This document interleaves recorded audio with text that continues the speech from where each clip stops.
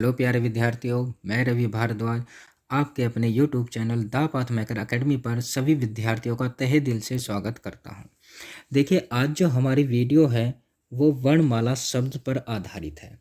देखिए, वर्णमाला शब्द पर सिर्फ जो ये शब्द है, इस शब्द से कितने एग्जामिनर प्रश्न बनाता है, क्योंकि आप मेरा थंबनेल देखना, थंबनेल जो है शब्द एक है और प्रश्न अनेक है। इस शब्द से ही काफ़ी सारे क्वेश्चन परीक्षा में पूछे जाते हैं, चाहे यूपी ट्रिपल एस सी परीक्षा हो, चाहे अन्य और भर्ती की परीक्षा हो हिंदी की। तो इस शब्द से ही काफ़ी सारे प्रश्न एग्जाम में पूछे जाते हैं। आइए प्रश्नों पर चर्चा करते हैं, प्रश्न किस प्रकार से कैसे बनेंगे। तो देखिए, यदि मैं बात करूं हिंदी वर्णमाला की जो उत्पत्ति हुई है, पहले हम देखते हैं शब्द, ये शब्द आया कहाँ से भैया। देखिए, यदि शब्द की बात करें, हिंदी भाषा शब्द की उत्पत्ति संस्कृत की किससे हुई है? भाष। और ये भी क्या है? धातु। धातु का मतलब क्या होता है? मूल रूप। मूल रूप मतलब जो अपने मूल रूप में हो।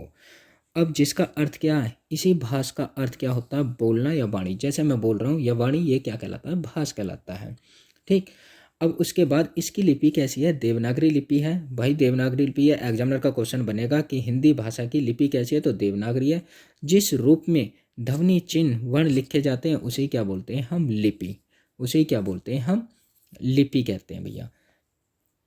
अब देखिए, जिसका विकास किससे हुआ है? ब्राह्मी लिपि से। क्वेश्चन बनेगा कि लिपि का विकास किससे हुआ है? जिसका विकास किससे हुआ है? ब्राह्मी लिपि से। भाषा नियमों से संग्रह को, जो भाषा के नियम होते हैं उन्हें जब हम इकट्ठा कर लेंगे तो भैया वो क्या बनती है? व्याकरण बनती है। क्वेश्चन यहाँ भी आएगा, क्वेश्चन बनेगा कि भाषा के नियमों से क्या बनती है? व्याकरण। तो आंसर आपको व्याकरण देना होगा।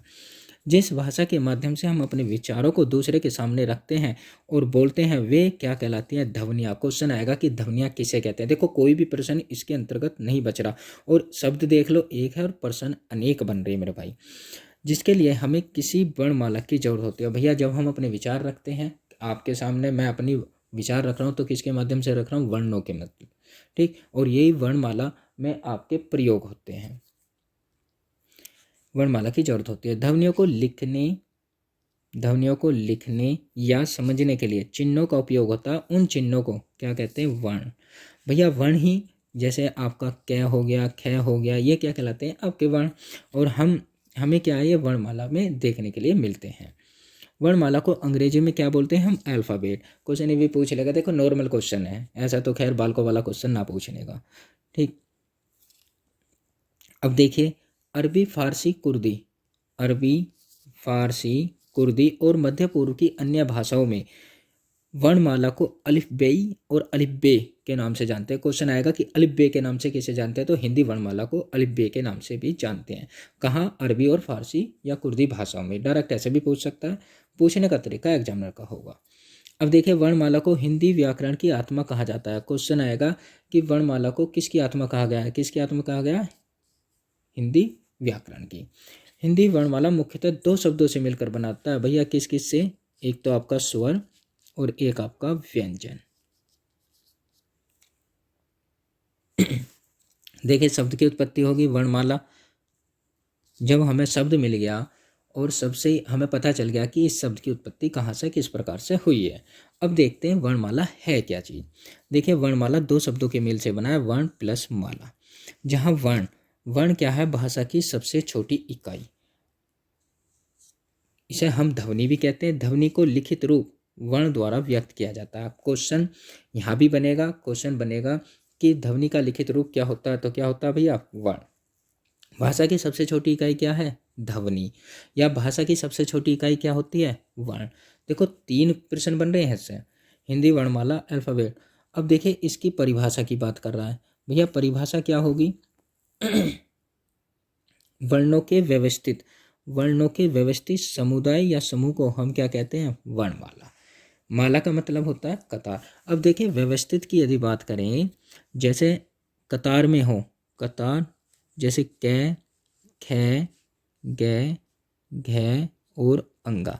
देखना, ये होगी कतार और ये हो गया आपका समुदाय या समूह। किसका? क वर्ग का एक समूह बन रहा है। तो देखना वर्णों के व्यवस्थित क के बाद ख आ रहा, ख के बाद घ के बाद घ के बाद अंगा, तो भाई ये समूह में आ रहे हैं और समूह के साथ साथ क्रम में आ रहे हैं और कतार में लगे हुए हैं। यही क्या कहलाती है आपकी वर्णमाला की परिभाषा। देखिए अब प्रश्न आता है, एक हिंदी वर्णमाला के अंतर्गत टोटल वर्ण कितने होते हैं? 52। भैया इसे ट्रिक के माध्यम से कैसे याद करेंगे? अंग्रेजी की वर्णमाला में कितने होते हैं? 26। और हिंदी की मेरे भाई बड़ी होती है, तो इसे हम क्या कर देंगे? दुगना कर देंगे, तो कितना हो गया? 52। जिनमें क्या होते हैं? 13 स्वर होते हैं और 39 क्या होते हैं? व्यंजन। देखिए स्वर उसे कहते हैं जो स्वतंत्र रूप से बोले जाते हैं। व्यंजन वे होते हैं जो स्वरों की सहायता से बोले जाते हैं। क्वेश्चन यहाँ भी बनेगा कि स्वर किसे कहते हैं? स्वतंत्र रूप से बोले जाने वाले वर्ण। और व्यंजन किसे कहते हैं? व्यंजन जो स्वर की सहायता से बोले जाते हैं, उन्हें क्या बोलते हैं हम? व्यंजन। पहले आप देखना जो वर्णमाला की तालिका दे रखी है, पहले उसमें आपको स्वर मिलेंगे, उसके बाद व्यंजनों का उल्लेख है। अब देखिए क्वेश्चन बनता है कि एक हिंदी की वर्णमाला में मूल वर्ण कितने हैं? तो मूल वर्ण हमें आंसर क्या देना? 44 देना भाई, ना तो 45 ना 46, बस सिर्फ कितना?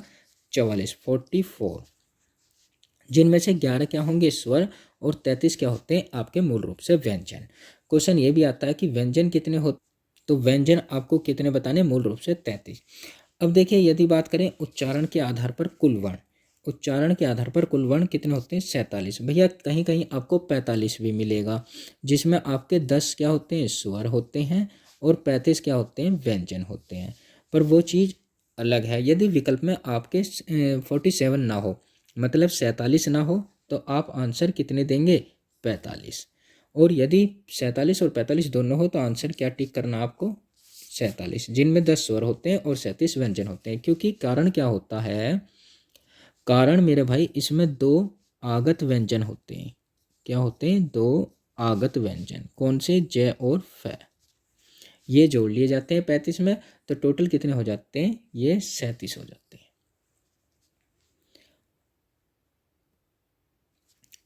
अब देखिए विशेष भाषा की सार्थक इकाई।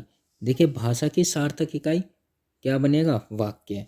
या भाषा की सबसे बड़ी इकाई, क्वेश्चन बनता भैया भाषा की सबसे बड़ी इकाई क्या होगी? वाक्य होगी। वाक्य से छोटी इकाई, वाक्य से छोटी इकाई, क्वेश्चन पूछेगा कि वाक्य से छोटी इकाई क्या होती है? उपवाक्य। देखिए वाक्य क्या होता है? जो पूरा सेंटेंस हो, जैसे राम स्कूल जाता है, तो देखना ये एक पूरा वाक्य है। तो जब इससे एक छोटा होगा, जब इससे छोटा होगा तो वो क्या कहलाएगा? आपका उपवाक्य। अब देखिए उपवाक्य से छोटी इकाई क्या होती है? पदबंध। क्वेश्चन ये भी पूछा जा सकता है कि उपवाक्य से छोटी क्या होगा? पदबंध। पदबंध से छोटी इकाई क्या होता है? पद। पद मतलब शब्द। अब बात रही जी पदबंध क्या होता है? पदबंध होता है सार्थक नियमों से वाक्य के अंतर्गत शब्दों को एक बंद लगाना ही क्या कहलाता है? पदबंध।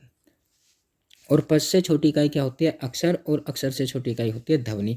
अब बात रहेगी सर हमने तो ध्वनि और अक्षर एक पढ़े हैं, तो भैया यदि ध्वनि और अक्षर की बात करें, देखिए ध्वनि क्या है? मैं बोल रहा हूँ, जो भी वर्णों का मैं उच्चारण कर रहा हूँ वो ध्वनि है। अक्षर जैसे मैंने रा, मा, का ये लिखे, ये क्या हो गए? आपके अक्षर। अक्षर का मतलब होता है जोड़ना। जब हम 2 वर्ण एक साथ लेकर चलते हैं, वही क्या बन जाते हैं? अक्षर। और जो वर्ण होता है, वर्ण जिसके हम टुकड़े ना कर सके, उसे क्या बोलते हैं हम? वर्ण। देखिए भैया जैसे पुनः, जैसे आपका पुनः, पुनः इसमें क्या है? 2 अक्षर है, एक तो पु और एक न। ये 2 अक्षर हो गए, लेकिन इसमें 5 क्या है? वर्ण। जैसे जैसे प में हलंत लगा, फिर क्या आया? ऊ, फिर न में हलंत लगा, क्या आया? ए, फिर ये विसर्ग जो दे रखा है ये है। तो देखना 1 2 3 4 5, 5 क्या हो गए? वर्ण। अब देखिए मानक देवनागरी वर्णमाला उच्चारण और प्रयोग के आधार पर हिंदी वर्णमाला के 2 भेद किए गए हैं। कौन कौन से? भैया वो चीज़ मैंने बता दी है आपको, एक तो स्वर होता है और एक आपका व्यंजन होता है, जिसका उल्लेख मैं अगली वाली वीडियो में करूँगा। भैया यदि वीडियो पसंद आए तो उसे लाइक करना और हमारे चैनल को सब्सक्राइब करना। और भैया वीडियो को शेयर भी कर दियो, ठीक है ना। धन्यवाद बहुत बहुत वीडियो देखने के लिए।